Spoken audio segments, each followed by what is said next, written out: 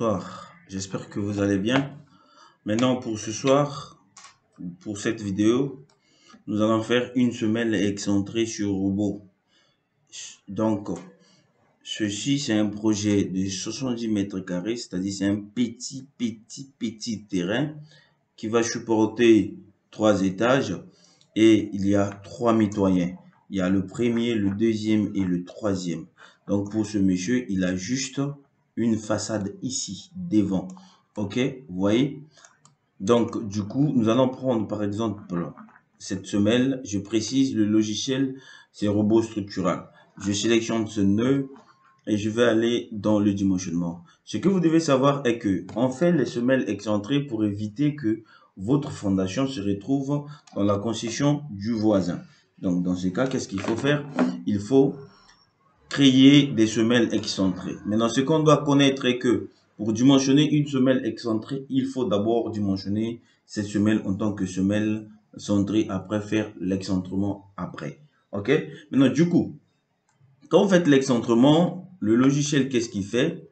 Il va générer des moments, ok? Les moments, pour les corriger, il faut forcément ajouter une longrine de redressement, ok? Donc, du coup, je viens ici, je vais donner une forme en patin glacis à ma semelle, ok?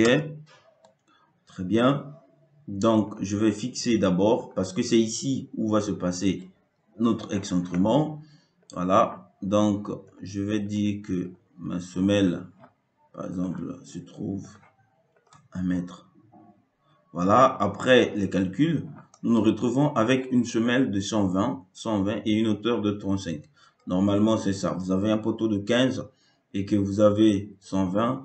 La hauteur de la semelle, c'est 35. Robot, merci pour cette optimisation. Maintenant, qu'est-ce qu'on fait? On vient ici, on va dire au logiciel d'abord, je vais fixer le point A et le point B pour éviter que le logiciel puisse bouger. Sur robot, comment on fait l'excentrement? C'est très simple. L'excentrement, c'est la grande base moins la petite base divisé par 2.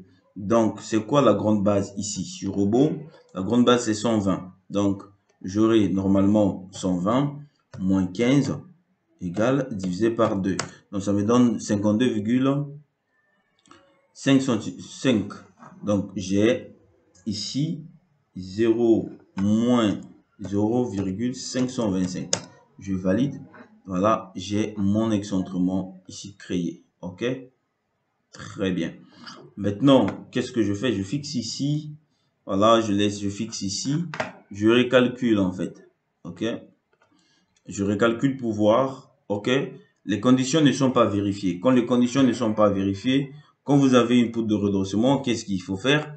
Il faut créer ce qu'on appelle par une poutre de redressement. Je viens de dire ça. Semelle excentrée. La semelle automatiquement devient en déséquilibre. Il faut la soutenir. Je prends l'exemple d'une personne normale. Déjà, quand Dieu a créé la personne est symétrique. Vous avez 2 yeux, vous avez 2 bras, vous avez 2 pieds. Maintenant, je touche du bois. Il peut arriver que voilà, vous tombez dans un problème et vous avez un problème avec un seul pied et il vous reste un seul pied comme support. Du coup, qu'est-ce qui se passe si vous marchez avec un seul pied? Vous avez la possibilité de tomber. Vous allez tomber. OK? Maintenant, qu'est-ce qu'on fait? On va vous donner des béquilles qui vont vous servir d'appui. OK? Pour éviter que vous tombez à chaque fois. C'est la même chose avec la semelle. La semelle, quand vous déplacez le poteau qui n'est plus sur le noyau central, vous déplacez le poteau vers l'extrémité, la semelle va se renverser. Pour éviter que la semelle se renverse, on va créer une poutre de redressement. Donc, c'est cette semelle que nous sommes en train de faire. Donc, nous allons redresser, ok? Cette semelle sera redressée par une poutre qui va quitter, par exemple, je vais venir ici, une poutre de redressement qui va quitter ici et qui va revenir sur cette semelle centrée. Une semelle excentrée est redressée par une semelle centrée. Ça aussi, ça doit rester dans nos têtes. Ok? Donc, je reviens ici. La semelle ne passe pas. Qu'est-ce qu'il faut faire? Il faut optimisation et dire au logiciel que tous les moments générés par la semelle excentrée, je les donne au niveau de la longrine de redressement. Je reviens ici et je vais calculer la semelle. Je calcule, je vois que ma semelle passe. Mais j'ai un problème au niveau de l'espacement. Ok? J'ai pas un espacement régulier. J'ai ici les 15 et j'ai ici les 5. Ok? Qu'est-ce que je vais faire? Je suis obligé de diminuer l'espacement, diminuer en fait un peu sur les 120 et augmenter ici. Donc, je vais faire ceci simple. Vous allez voir, je vais venir ici, par exemple, je vais laisser à 9. Ok, 0,90. Ici, je vais dépocher. Je vais faire jouer encore sur l'excentrement, 90 moins 15. Je vais diviser ça par 2. Ça me donne 0,375. Donc, je viens ici, je dis 0, moins 0,375. Je valide. OK? Je vais dire au logiciel de me calculer le reste. Qu'est-ce que je fais? Je vérifie comme ça. Très bien. Vous voyez que les espacements, on avait 5 ici. On est passé de 5 à 11. Ce que je vais faire, je vais réduire l'espacement ici. Je vais mettre les espacements de 10. OK? Pour voir qu'est-ce que ça va donner. Bon, si vous utilisez le robot, vous comprenez ce que je suis en train de faire. Je valide ici. Et puis, je calcule.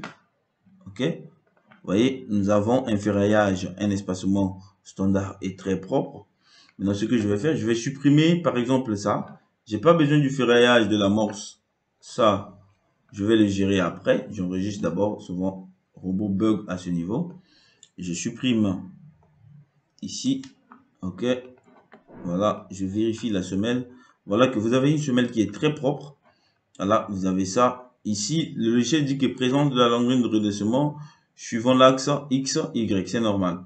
Donc, vous voyez que la semelle est dimensionné ici. Mais moi, mon problème, c'est la hauteur.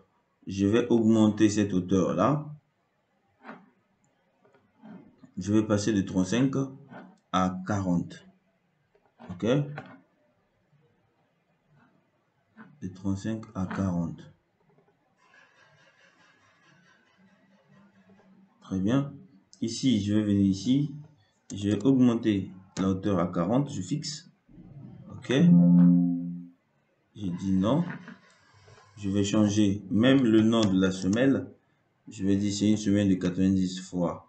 Il m'a donné même combien? Il m'a donné 150 fois la hauteur 40. OK, fois 40. Donc, je peux fixer le B également pour ne plus que quelque chose bouge. Voilà. Je fais un truc comme ça. Il me dit le coefficient de sécurité. Qu'est-ce qui s'est passé ici? Qu'est-ce que j'ai bougé? Ok, j'ouvre le B. Qu'est-ce que j'ai diminué ici? J'ouvre ici. Ok. Je calcule. Qu'est-ce que j'avais diminué là-bas? Ok. Pourquoi il a refusé quand j'ai changé la hauteur? Bon, c'est un jeu d'enfant. Voilà, c'est passé. 160, ok, par rapport à la hauteur, très bien. Donc, je fixe. Très bien. Je fais ça. Ok, excellent. Maintenant, par rapport à 160, je préfère que ma semelle soit à 1 mètre. 1 mètre. 160. Ok. Vous-même, vous allez comprendre pourquoi je mets ça à 1 mètre au lieu que ce soit à 90. Bon, ça, c'est les ingénieurs. Quand vous êtes là, vous comprenez pourquoi je le fais. Je fais comme ça. Vous savez le pourquoi.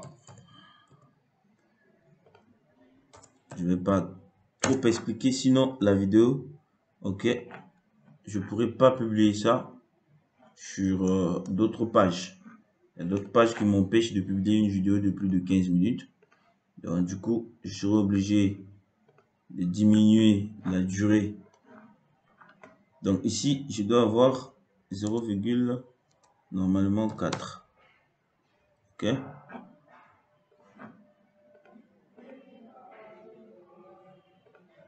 Il manque un peu. 0,425. Très bien.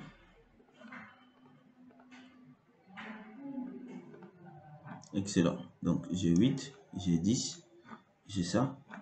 10, 160 fois 40. Voilà. Et là, maintenant, j'ai une semelle qui peut bien respirer. Maintenant, ce que je vais faire, je l'enregistre. OK. Donc, j'enregistre. J'ai, voilà, un très bon ferraillage. OK. Un très bon ferraillage. Et le niveau de sol aussi, c'est bon. Maintenant, pour le niveau de sol. Si vous ne connaissez pas, vous n'avez pas de rapport géotechnique, je vous conseille de ne pas mettre de niveau de sol. OK? Évitez de mettre les informations où vous n'avez pas de source. Donc, ce que vous allez faire, regardez très bien, regardez attentivement ce que je vais faire. OK? Si vous n'avez pas des informations, vous n'avez pas un rapport de sol, ne mettez pas moins 1,50 m si vous ne connaissez pas où se trouve le site du projet. Donc, ce que vous allez faire, par exemple, OK, je vais ouvrir la semelle que je viens de faire tout à l'heure. OK, je vais l'ouvrir. OK, vous allez voir. Ce que vous pouvez faire, je vais la mettre ici. OK, maintenant, vous venez ici, sur cette semelle, je l'ai ici. Vous écrivez bon sol. C'est plus garanti en fait. Voilà. Donc, le niveau de fond de fouille, vous écrivez bon sol. Je vais enlever ça pour le moment. Puisque vous ne connaissez pas là où se trouve le projet, vous mettez le bon sol. Quand on va construire, là où on va trouver le bon sol, et c'est là où on va poser notre semelle. Donc, ne prenez pas les risques de venir dire ici moins 1,50 m, alors que sur le chantier, le bon sol ne se trouve même pas à moins 1,50 m. OK.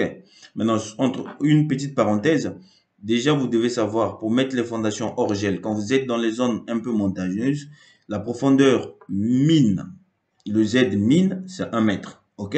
Mais quand vous êtes sur des zones un peu plates, le Z min, c'est 80. On est d'accord? OK. Ciao, ciao.